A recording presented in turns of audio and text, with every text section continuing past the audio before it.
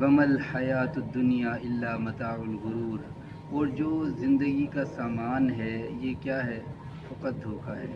تو اس لیے اس دھوکے کی وجہ سے ہمیں اپنی آخرت کو کسی صورت سٹیک پر داؤ پر نہیں لگانا چاہیے۔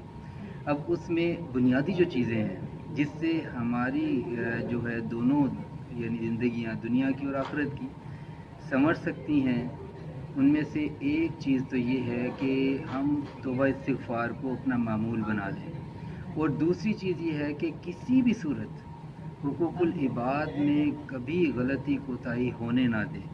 لیکن اگر کبھی ہو جائے تو اس کی اصلاح کی گنجائش رہتی ہے، لیکن یہ ہمیں ساتھ پتہ ہونا چاہیے کہ جہاں پر کمی کوتاہی ہوئی اسی وقت تلافی ہو گئی تو بچت ہے، لیکن اگر تاخیر ہوتی رہے گی، اگر اسی طرح وقت گزرتا رہے گا تو پھر تلافی کا وقت ختم ہو جائے گا، اس کے بعد تو